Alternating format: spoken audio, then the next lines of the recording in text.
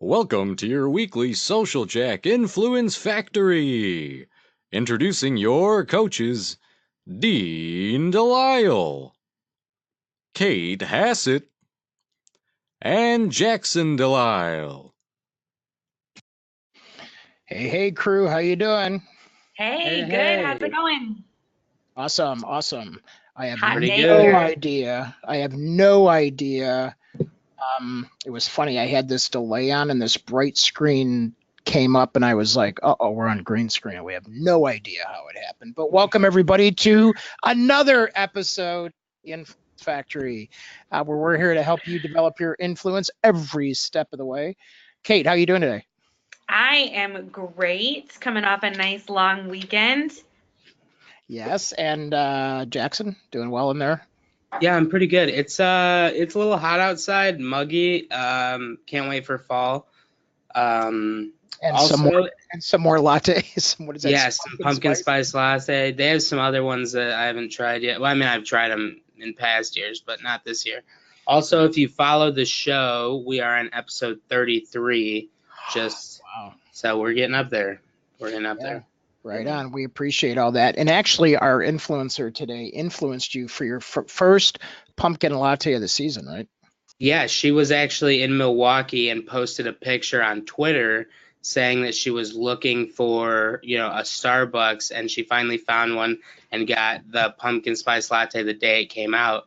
And I was typing up the agenda for the show, and I was like, I'm going to take a break and I'm going to go do that right now. So very influential.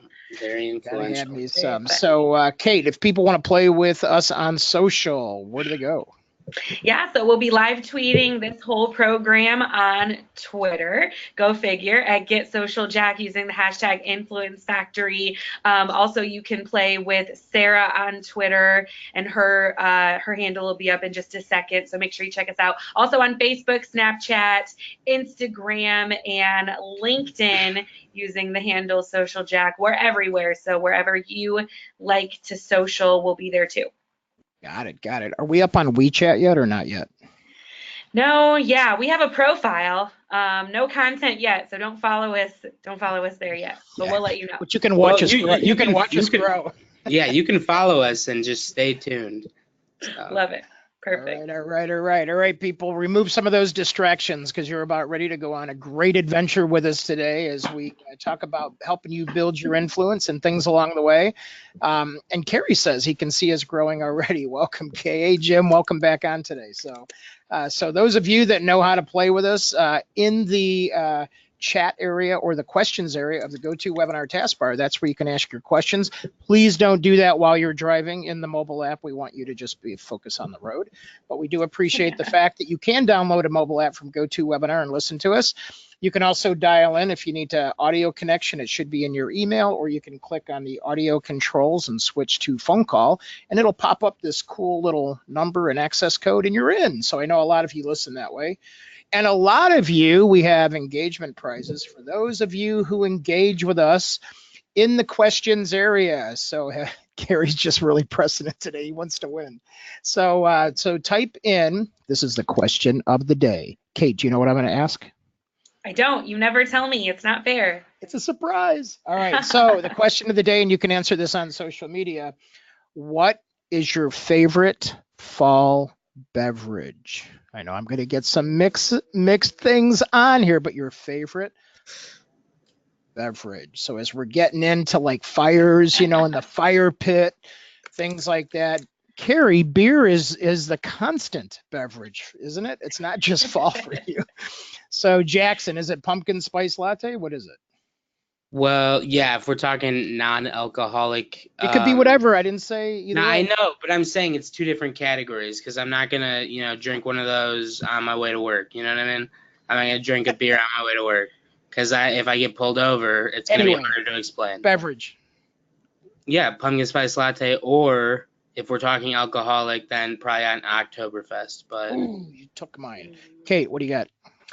I'm simple. I like to make all of my coffee Irish. That's what I like to do. So I'll do like Bailey's, or I'll do like, Bailey's and Jameson, or sometimes I'll do like rum chata, but I like to drink my normal warm coffee, but then make it special for fall. That's what I like to do. Roger says Sam's Lager, and I'm going to go with Oktoberfest myself. I'm a Yeah, big love Oktoberfest. I can't agree with you, Kate. I don't like making my own coffee only because it just doesn't taste. It doesn't taste the same. It's not because like I've tried and I'm like it's missing that little thing, you know. Yeah, that you had to pay for somebody else to do it. That's what I I was think. I was wanting some of the ladies to jump in here online with us today, and so Julie is I selecting. don't like pumpkin spice. I'm gonna be honest. Julie is jumping in with a Manhattan now that we've gone alcoholic. There we go. So there's Oh, here we go. Let's see. Oh, Jim says Acer pineapple cider is his new favorite. I don't know what that is, but we should check. I do like pineapple cider. Very good. Oh, I didn't even know they made one. All right. Well, now that we're all thirsty for that drink, Carrie's Jackson go to coffee college. There you go. All right. Well, thanks everybody. Sorry, those of you listening in cannot see those words coming in, but you can also play with us on social media about this. So, and if you're driving and you cannot engage with us now, feel free to engage with us throughout the week. We'll be happy to answer any of your questions then. Yes. So. Anything to help you build your influence, even if it's hot beverage related. So with that being said, Jackson, if they want to tune in, where do they go?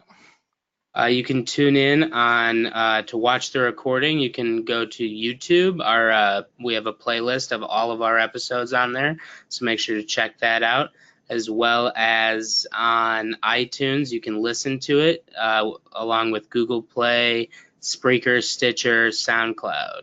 So make sure to check those out. I don't even know what you just said, but it sounds interesting. So I don't even know half those channels. I'm feeling old right now. All right. Thank you, Jackson.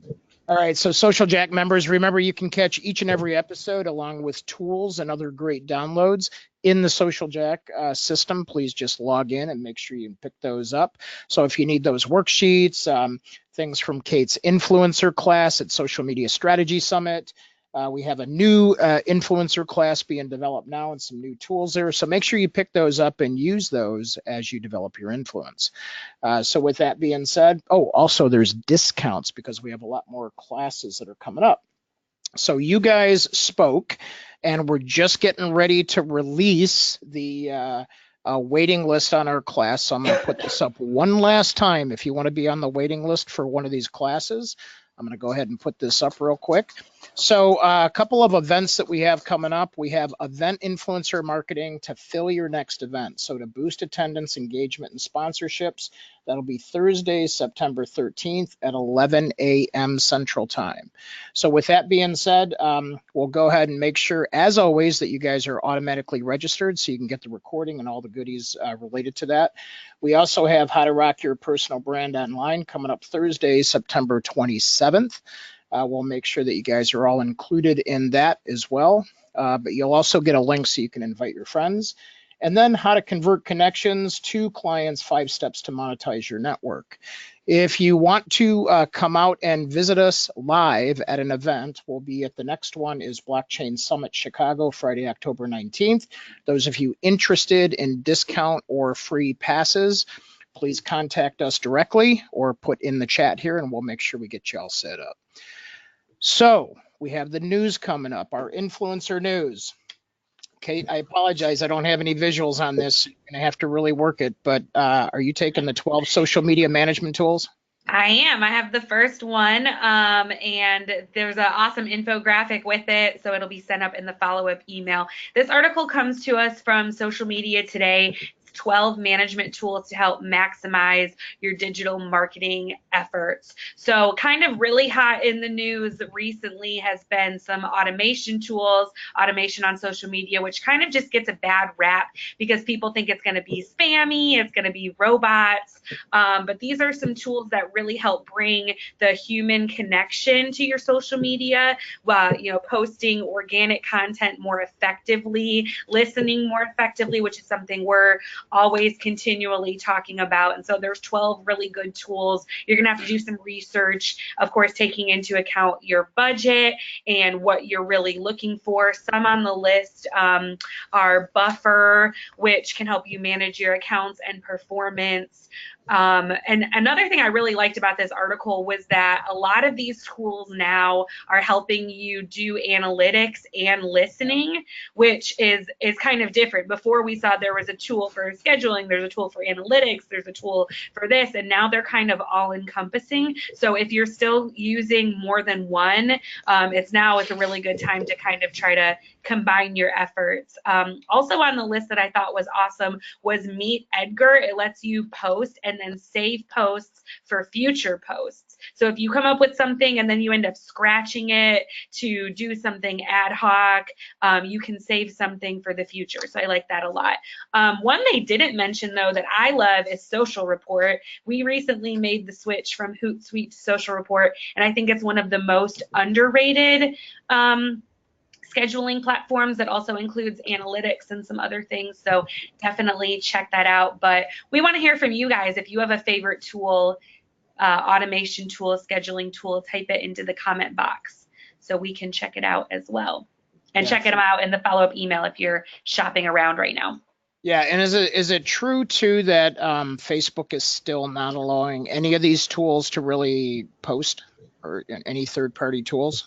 They'll let you post, but they won't let you, well, okay, so Facebook won't let you tag to businesses. So we did a Social Jack Minute a couple weeks ago on how to get around that. If you want to check that out, you can schedule straight through Facebook. And then also now Facebook has changed again to where you can't schedule in a third party from a personal account. So you cannot schedule your content out through a third party. It has to be organic, but Social Jack can. So they're changing a lot. Got it. Thank you so much.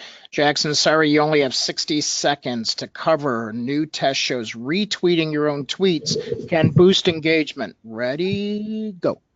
Okay, so speaking of Buffer did a study where they retweeted a bunch of their old tweets, and they showed that it is beneficial to retweet your best performing tweets.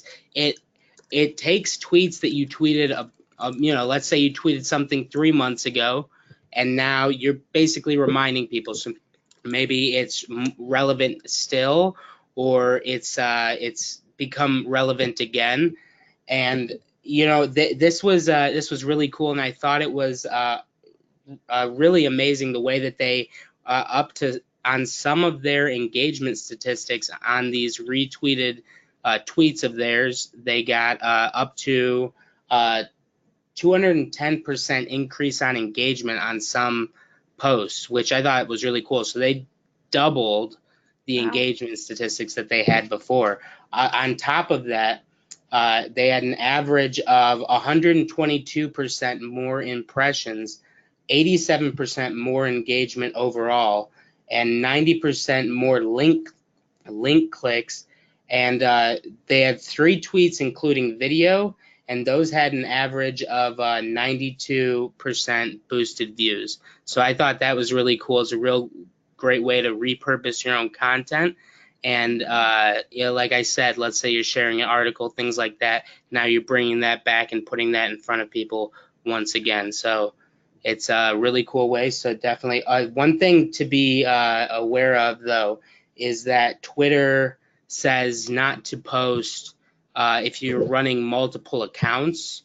Make sure you're not posting the exact same content on 3 different accounts, because then it becomes spammy. And that was in their new their February update that they made earlier in the year.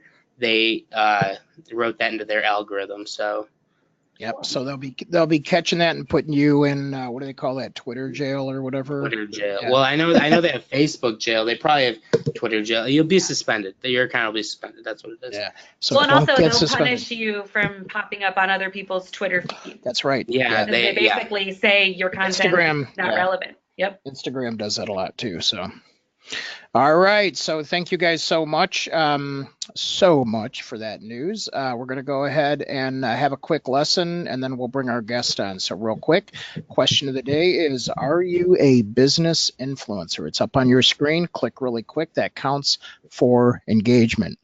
Also want to acknowledge, I see James Feldman on for the first time in a while. Welcome back, James. Always good to have people returning to the program, so thank you. So interestingly enough, 20% of you that voted, and a lot of you voted, so this is good. You guys are really on it today. So real quick, our 60-second lesson is, first of all, you're all influencers. Those of you that said not sure, you're all influencers. So everybody that's here, just like our guest, Sarah, who's coming on here in just a minute, she influenced even Jackson in some things as he was doing some research on her, and Kate as well. She had an influence on how they thought about social media and how they looked at healthcare and social media and things like that. So we really want to make sure that you understand that whether you're just emailing or you're on social media, you're just on phone calls, it doesn't matter. There's no just in it. You are absolutely an influencer. And the quick lesson today is really be authentic and genuine. Make sure that when you're putting things up on social media, you're genuine about what you say. Remember, it's a conversation, not an advertisement. Leave that for the marketing folks. So super important to think about, in terms of every time you post or make a comment, it's not a solicitation, okay? We can save that for marketing. So want to introduce our guest today, Sarah Scroggins. She's here in the Midwest. She's a Midwesterner with us. I love this hat. She played rugby and badminton in high school, and so they were state champs in rugby. People say she's extremely lucky. She wins contests. So if you want to, run down to the casino with her, or whatever, I'm sure you want to have her by your side in doing that, because she's gotten all expenses paid trips to Vegas. She loves dogs, has 2 pups, Tink and Bella. And she's worked in healthcare pretty much her whole career for over 10 years. So, Sarah, welcome on today. Okay, here I am. Hi. Ta-da! How you doing? Here. Good. I'm great. Thanks so much for having me today. Wait, so you won 2 all-expense paid trips? Yes, it's crazy. I literally, and it was calling into the radio, caller number 12, both times. Come on, This is number weird. 12? So 12. Number 12. If you follow So numerology, that's your number, yeah. Yes, I play that in roulette every time. Yeah.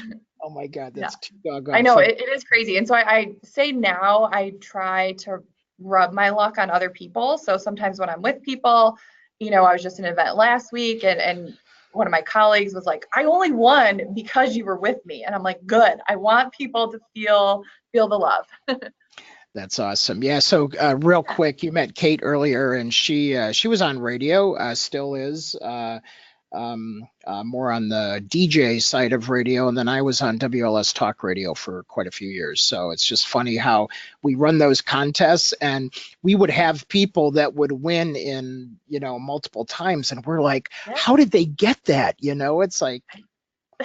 I still don't understand it. And I met some of the DJ personalities, and they're like, that is literally crazy. And it was about a year apart as well. So yeah, it's definitely a claim to fame for me. And the radio station definitely knew my name, which was funny too. So. Yeah, I won once out of I don't know, probably 30 years of trying, but most times when I'm calling, I get that busy signal, or the busy signal. Yeah. All right, so I will say, it's great research as well. That's one thing I tell people. We run a lot of contests on social, and so I'm like, it's great research too for me to enter into them. So if I win along the way, that's helpful too. Yeah, you get good ideas. Yeah. And rugby, I mean, come on. Yeah, that makes you a badass. Like, I am not messing with you at all. I'm definitely not, and it definitely shocks people. But it was a lot of fun. I mean, I still remember, how to get into the scrum. I think that's what they call it. I can't even remember now. I only played 1 year, and I played badminton 1 year. It was different years. Definitely don't think I'd ever do it again, but it was fun. Interesting, interesting. And then one of your pups is named Tink. We have a Bella too, but Tink, is that related to a trip that you took or something that inspired you with Tinkerbell or? It definitely came from Tinker Bell, and I think, we had Bella already. She's 12, and now Tink is 2. So we already had Bella, and then when we got Tink, we're like, oh, it kind of works together a little bit. Tinker Bell, Tink, and Bella. And my dental hygienist actually suggested the name, and we went with it. So Crazy, crazy. yeah, So you've been in healthcare for 10 years or around yeah, healthcare. So, and I told you I'm fairly new to it, at least the last 5 years because of a couple of yeah. our clients doing our social selling course. But so how did you transition? I mean, did you start in marketing or social media or is that pretty much where you started? Yeah, yeah. So I originally started just, I was like, I want to do communications in some way, shape, or form. So when I first got out of college, I worked at a small nonprofit that did social services and healthcare as well. And so there I really did a number of things. I was doing a little bit of social. I did internal comms, PR, kind of all of these things. And I was always kind of drawn to social media and PR specifically. And so when I came to Advocate, I worked specifically at one of our hospitals and did PR and marketing. And again, was always kind of doing social media within my work, and then transitioned to the social role about 4 years ago. But yeah, now I really can't imagine not being in healthcare, which is interesting. And I know it's not the most exciting field, but it really is, and it can be. It's always changing, it's evolving. So many innovations coming out of healthcare that makes it exciting to talk about. So yeah, that's kind of me in a nutshell of where I got here. Yeah, and then you also teach at Xavier, right? Yeah. It's St. Xavier, so it's in Chicago. That kind of came about a few years ago, and writing is kind of, I feel like, at the base of my passion for a lot of the work, and so I get to teach students, kind of basics of journalism and what it's like to write for the web specifically. When we think about all of the different facets, whether it's video and how it all really works together with social and PR and all of those things. But at the core of it is always this kind of really great writing knowledge. And it's so different, when we think about the way people communicate these days. We were talking, I just, I basically, when they walk in, I say, what you just learned in your English class or all these other classes, you're throwing it all out the window, and we're writing short copy to the point.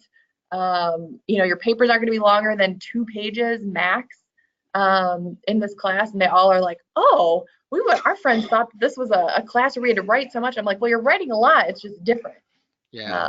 So yeah. Wait, and what's the name of it again? It's So it's electronic. called electronic journalism. Trying to change it. So we said maybe multimedia journalism, digital journalism, but it's in that realm. And that's going to evolve and change by next year again, right? Oh, That's totally. so, Yeah, even within the last 3 years. I mean, I have the basis of my course, but I really change it every year. Sometimes I change it every week. Then I'm like, what's trending? What's new? We talk a lot about what's trending every week and base our stories off of that. And really want them to, especially as communications majors, opening their eyes to new forms of professions as well is important for me when I talk to them too. So. I know. I'm just thinking about our college interns that are listening in, and we've got Jackson and Jen and a whole bunch of folks on the team here, and they're probably going, "Thank God that we're having a great professor out there that is Yeah. teaching current stuff," because I think Yeah. that's a challenge today. Yeah. So I came out of Merrill Lynch and banking side of things, and we've always had to wrestle with that compliance thing around social media. So I'm always curious as I started doing just our social selling in healthcare. I had to learn about social media and compliance a little bit and what was involved with that. How is that, or give us a peek from the inside of how that's changed and evolved? Has it loosened up? What are you seeing on the inside? Yeah, I think for us, what's great is that we are always trying to push the envelope in healthcare. So we're really trying to be on the forefront of things. So we know that we can't put a lot of barriers on ourselves when it comes to marketing and social media. So we're lucky in that our CMO really believes in that, and really, opening the doors for us to try new things and really do the best we can in the social space with healthcare. And so for us, I mean, first and foremost, I mean, obviously patient privacy is one of the biggest things that we have to comply with. And following the legal, getting signatures and, allowing, for us to tell their story. That's really our first and foremost, piece. We can't tell a story if we don't have permission. So I would say for us, when we're telling stories on social, that's our biggest piece we have to comply with. I mean, we know there's an envelope, you can only go so far in healthcare. You can't joke around about healthcare. So that's definitely something we always have to keep in mind when we're sharing content. Like, we can be fun, but not necessarily funny most of the time. And then the other pieces too, we have all of these people who work for us, now 70,000 people. Wow. We want them to be on social media and engage with us, but we also know that they're doing the important work, during the day. And so how do we get them to work with us and say, here's what you can share, here's how this is a part of, kind of your duty as an employee to be kind of an ambassador, but also know that there's some lines that they have to, especially as a caregiver and a nurse or physician, that they have to follow much more than we do when we sit in the office. Wow. So then do you have them sign, is it special releases or anything, or how do you control that side of it? Yeah, so on the patient side of things, they do have release forms, in order to share their story, and we do that sometimes even with our team members as well, to say, hey, we want to share more about you and how you saved this person's life, or about your day to day.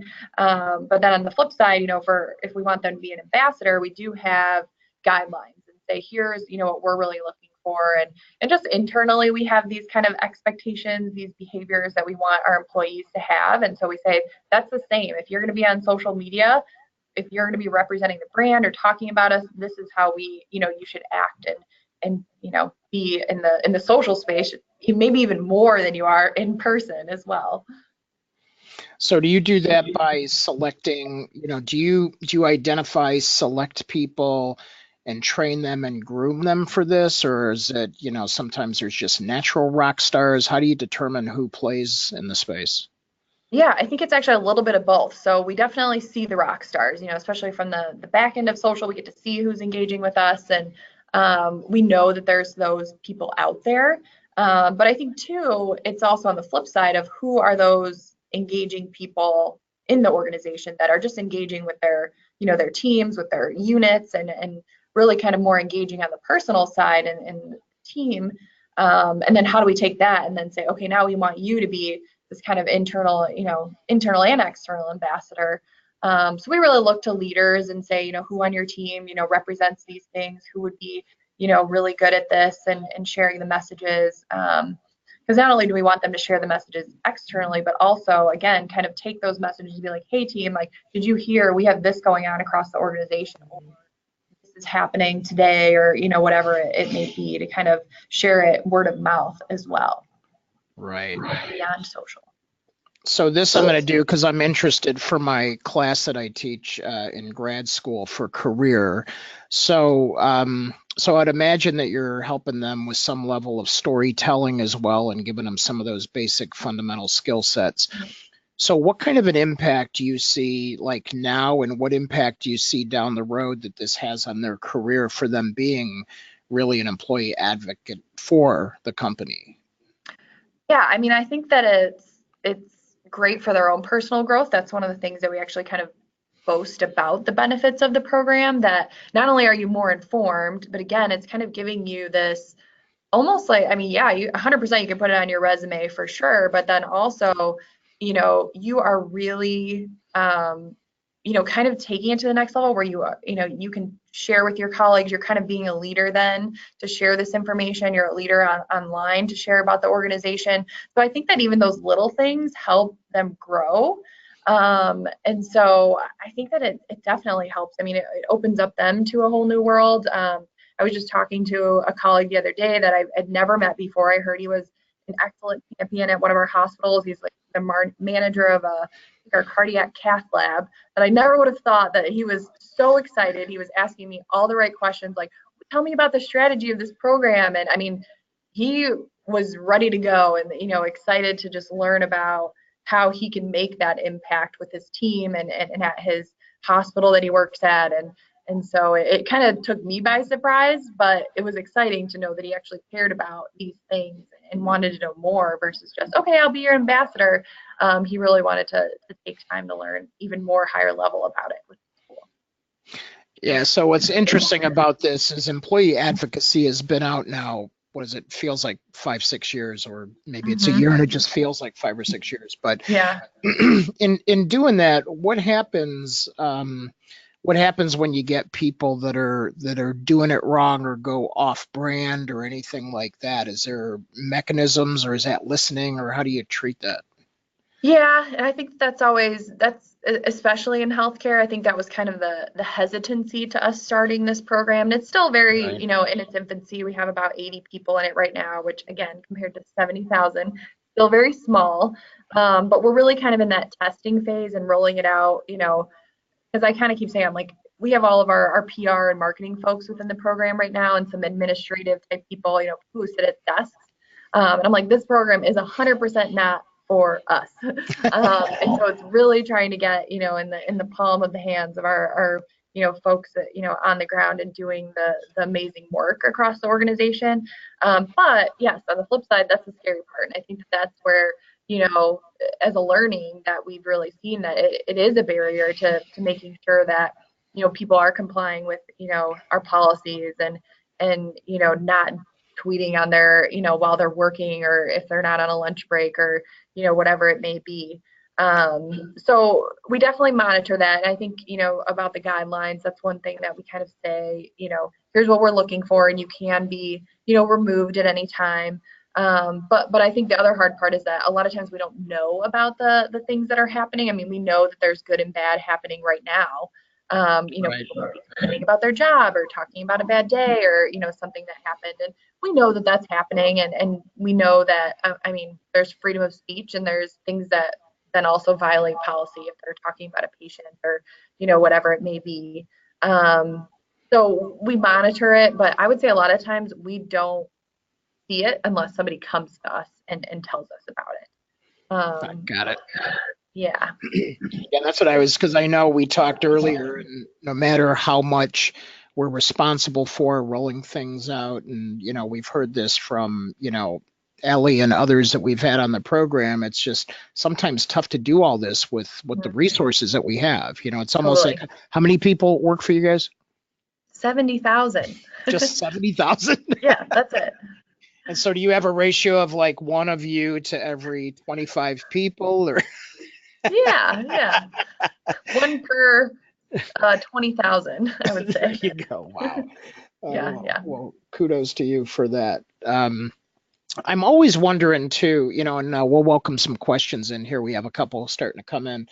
But in terms of, the people that are involved on the inside, and you started to go here, and I'm always curious, how do you determine which areas of the company to pick, or, is that, or do you just go after individuals, or do you say, it's really good to have customer care in here, or it's, is it that strategic, or how do you look at that?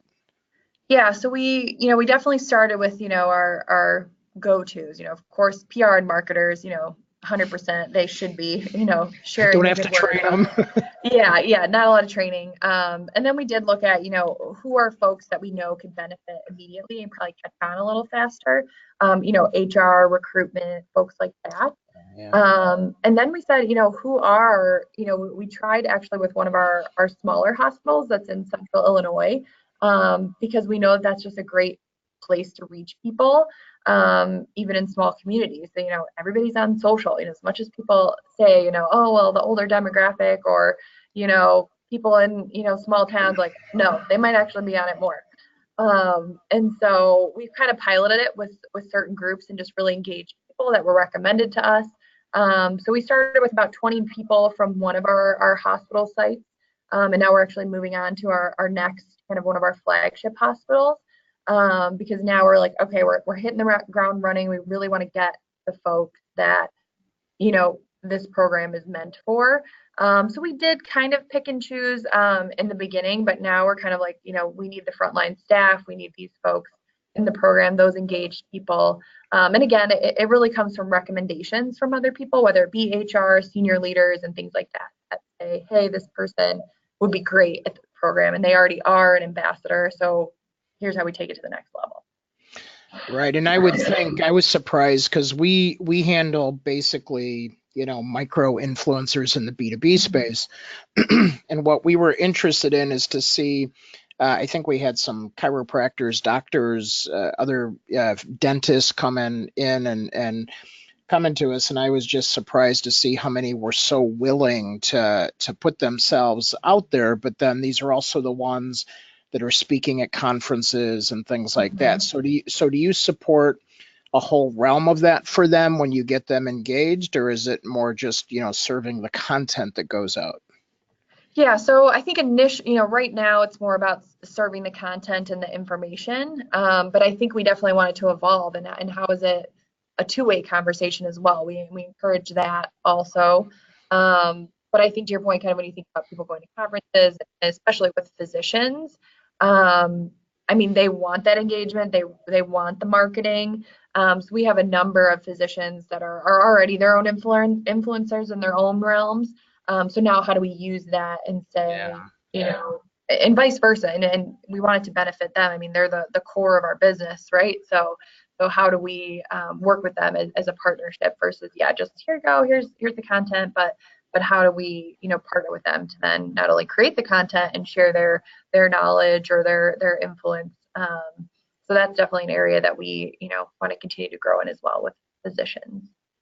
Yeah, on average, as you're bringing folks along on this journey with you, is there anything that stands out that that seems like you're surprised that they need more training on than others?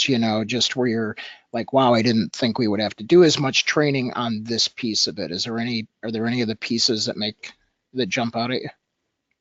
I think it's the idea of, so we get them in and we're, pushing content. And one of, I think, the big things that we've learned as well is, we want people to write it in their own words, and really share it from their own voice. And I actually think that they're struggling with that, in that they want it kind of served out, they want it to be easy, which is great. And we write it, that's personal and for them to push it out. But on the flip side, we think that they need probably a little more training on just like how, maybe that kind of two-way piece too of saying, we want this from you as well. Like, give us feedback, give us, update your content, or tell us what we can share about the work that you're doing. That's what we want. Because I think for the most part, the, pushing it out and connecting accounts and kind of the technical side of it, I think they have that down. I think it's just that other side of things that we hope will evolve and kind of grow with the program as well. Yeah, that's huge. I think it's interesting. I think you heard my micro lesson in the beginning, but it's one of the biggest challenges we see is that people forget that social media is a conversation. And so to teach them that digital conversation is really not so different. It's not this separate thing. Yeah, that's so true. Yeah, so but that's one of the things that we seem that people just tend to forget. So are you able to share with us maybe some of the tools that you're using on the back end to manage social media, and then as well as the people, and the content? Yeah. So we're using, so I think I mentioned this. So now that we have merged our two organizations, we're both on very different social media platforms. And that's one thing we have to work towards and figure out. But I think the big one, for us, and in healthcare is the reputation management piece. So, monitoring, responding quickly, to reviews and things like that. So we use a program for that. So review trackers.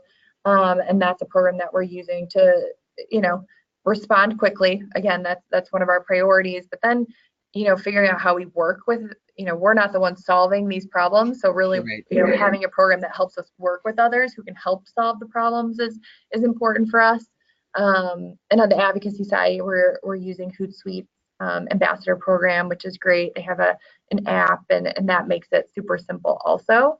But I think one of the other things we're kind of going through right now is when we think about communications and now communicating with what once was 35,000 at each organization, now we have the 70,000. So how do we communicate with these people, and how does it all work together? If it is internal comms, is there a program that kind of keeps it all together? Do they integrate and all of those things? So those are some of the things we're working through right now. Yeah, good old 2019 is coming up, right? So Yeah. put those things in the budget, those new tools. Exactly. So in terms of well, actually, I'm gonna jump in with one of these questions here. So when I was talking with Kate earlier, she's like, well, Sarah's really on a mission to figure out how to make healthcare more fun.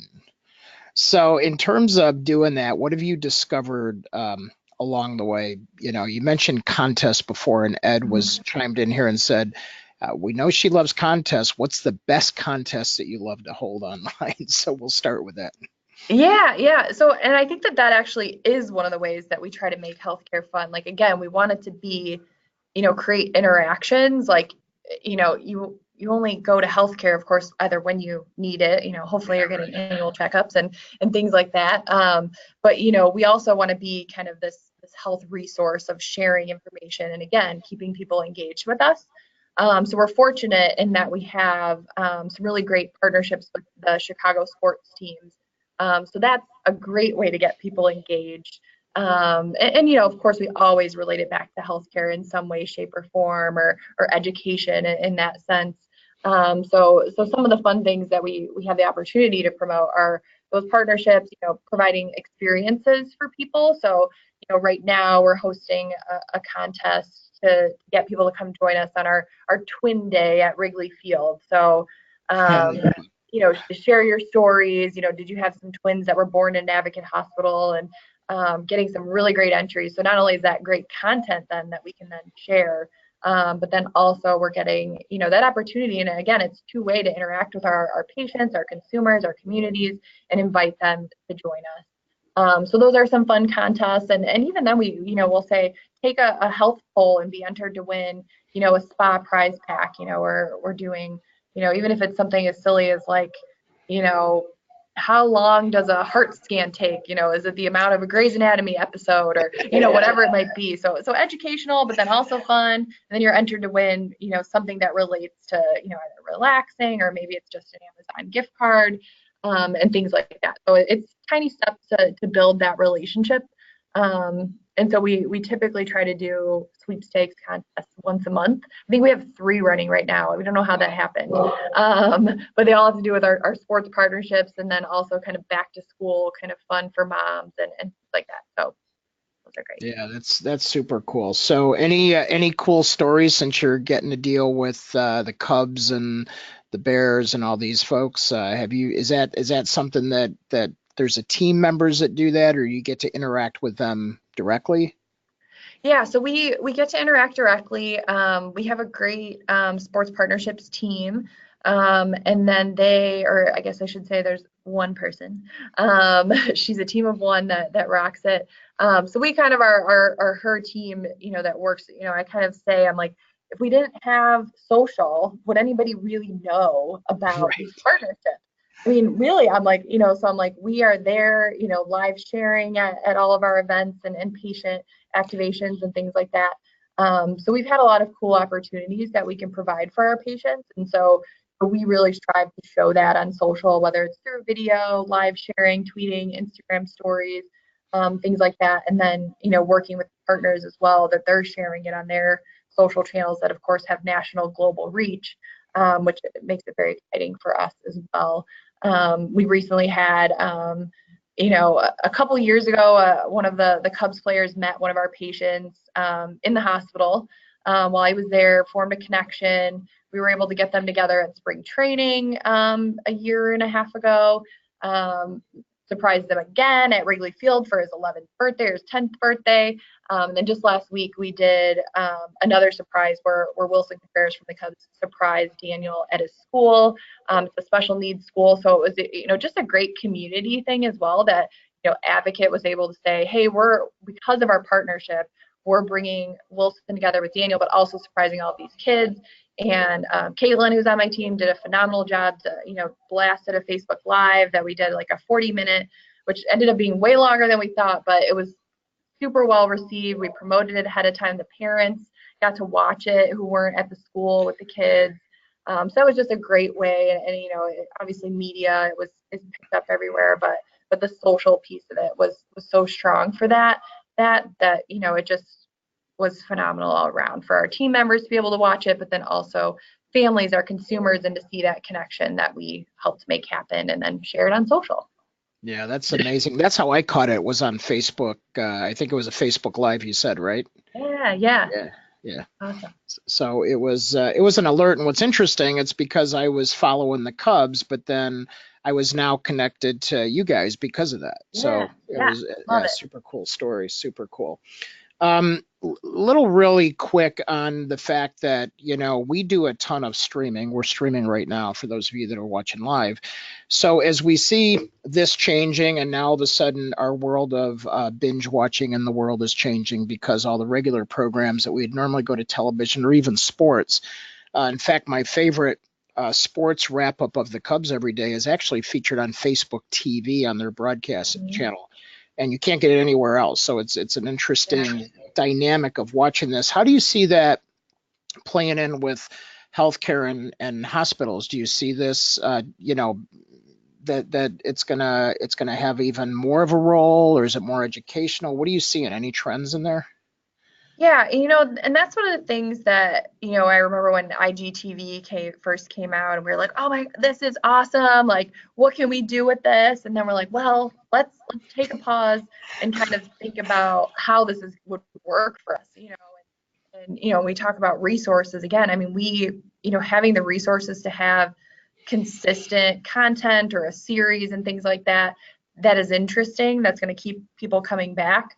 That's what we're trying to figure out. I mean, I think that, we've always talked about like let's do a Facebook Live with a physician where he's answering questions and, all of that. But a lot of times we know people may not be watching it until later, or maybe listening to it on their drive to work or, whatever it might be. And so we're still trying to figure out, I think, a lot of those things for healthcare. Obviously video is very important to us, right. But finding the right video and really getting people on board with that kind of social video. We've worked really hard to kind of get to that point within our organization to say, hey, one, obviously video is very important, but we need to think about video in a much different way. Yes, it's great to do a patient video, but are we going to get the results that we want out of that the way that we were doing 3-minute patient videos years ago? Not really going to work right now. So thinking about content in a whole different way, and definitely, again, like not jumping into things until we really know we would have the infrastructure to support it, but then also that consistent content. So we definitely think about it, and kind of see, what's a thoughtful strategy behind maybe a Facebook Watch or an Instagram Live or whatever it may be. Because again, healthcare, it's not the most exciting thing to talk about on a daily basis, but looking for those opportunities all the time, of course. So we'll see where that goes. Yeah, and to keep the not overproduced feel to it and the piece of authenticity in there, because that seems what people are grabbing into. Like when I saw that Wilson Contreras piece, it was interesting because it didn't feel like it was scripted at all. I don't know what happened behind the scenes, but it was so authentic and genuine, of seeing the surprise look on their faces, on the kids. So that was Yeah, beautiful. and that's what was great. I mean, and that's what we were happy that we heard a lot of feedback that, this is raw and this is what was happening, and and that was what was so great about it, and just being, there in person. I definitely believe in that, being live makes such a big difference from the social side, so you can capture that emotion. We, on the advocate side, we're a team of two on the Aurora side, and now coming together, so we have 4 whole people that are trying to capture all this great stuff happening across the organization. And that's one thing that we really say is that being in person, talking to somebody and saying, what was your reaction to this? Or how did you feel? What's your name and what's your background? And being able to share that versus, we have some folks that might help us and say, oh, I took pictures at this event. And I'm like, well, how did they feel? What was their reaction? Or what are their names and things like that? All of those little things make such a big difference, when sharing stories on social. Right, absolutely. So are there certain marketers and folks that you follow that you get, that you love, that you get your information from, or that you just, sort of resonate with what they talk about? Are there any people that come to mind for you? I definitely, within healthcare, there's a few folks, Lee Acey at Mayo Clinic is a great influencer in the healthcare space. But I mean, I really try to look outside of healthcare. I think especially with healthcare moving so retail, I think there's a lot of great folks in the Chicagoland area. Ryan Pena, who suggested me for this webcast, he's one of my favorites out there. And just again, really keeping up with just the trends and things out there. I think those are kind of some of my top folks, but I take information wherever I can get it. So I love following, the Neil Schaefer's of the world and folks like that, and that's always good stuff. Yeah, super cool. Well, and that's how we met, right? Through Social Media Strategy Summit. So Yeah, it was yeah, super cool to have you as part of that family too. And then yeah. and I think that was one of the big attractions, is the fact that you didn't seem to be in this box. We saw it more in finance, because I think finance and banking came, sort of freed up a little bit ahead of healthcare, and then healthcare from the compliance side. But Yeah. it's like you're looking outside the box, you're thinking outside the box, and I think that's that's what we're attracted to, is the fact that I think you have to do that today to really play in today's game and get out there and make a difference. So Yeah, definitely. yeah, cool. All right, well, we're gonna wrap up here, and so one of the things that we want to do is to determine, at the end here, we always want to bring Kate and Jackson back up and listen to what they learned from you. And then if everybody could type in, we always want our listeners to be inspired by something that they heard that they're going to explore or that they're going to try on their own. So real quick, I'm going to put a poll up here. Let's see. A real quick poll, and then we'll bring Jackson and Kate on real quick just to get a few thoughts of theirs. So can you type in, everybody that's on with us today, and just what are some of the things that resonated most? So some people in here are saying they're gonna listen to contests more, or they're actually going to try contests with their business. But somebody said they're going to play more contests here too. So Yeah. there you go. So and somebody said they're going to try to win a trip to Vegas. Good luck. I think you helped inspire a lot of folks in here too that are talking about really getting the employees on board with truly being advocates of the brand, but not being this rigid process. That where it has to be. Jimmy Z said he's going to bust out his badminton set this weekend. So there you go. Let's see. Leonard chimed in here and said that his about healthcare going retail. And then Julie, digital journalism, dividing up content and to be in different places. So that's how she was inspired. So, Kate, what do you think about this? What Sarah was talking about? I want to look into digital journalism as well as Julie, because I need some tips on how to communicate that kind of stuff to my team. So that's really awesome.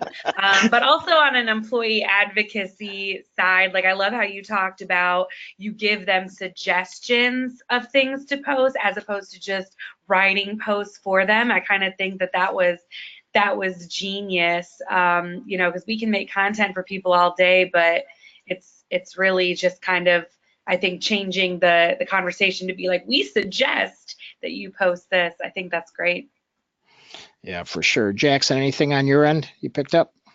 I really loved what you said about when you were talking about your course, about how just anything you learned in like English or whatever, it's not really, like, not that it's not useful, but it's not useful. Like, yeah, I mean, just throw it out the window. You just want an excuse not to take more English. Yeah, Exactly. I know. I've been speaking it for so long, I think I'm fluent. But that's a little joke I have, but I always use that on my counselor. It never works. Yeah. Yeah, no, but I did like that. I did, because there are so many college professor or just instructors across the board that teach such outdated material, and they don't look at what's going on now and how it's changing, and just things like that'll help later on. You know what I mean? So that was really cool. So now I can see everybody's transferring to Xavier, right? So is that what I see? Come on over. Come on over. All right, Sarah. Well, next week we're going to have, I don't know if you know Corey Padveen. He's been around for quite some time. We actually met him, I think, 6 years ago at SMSS, but he's the author of Marketing to Millennials for Dummies. So that's his book. And then he's really good with Google AdWords and analytics. So glad to have him on. The other thing, Jackson, is who's our winner in the audience today in terms of most engaged listener? Most engaged listener, we have James Feldman.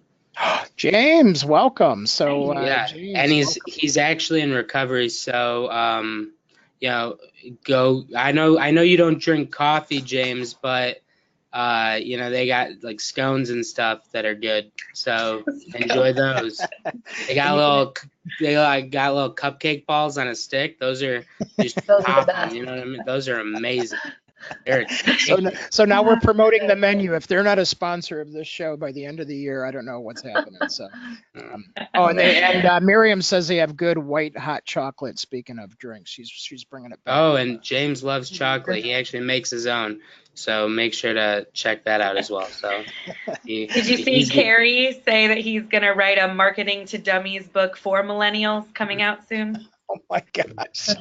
All right, Carrie, keep it clean.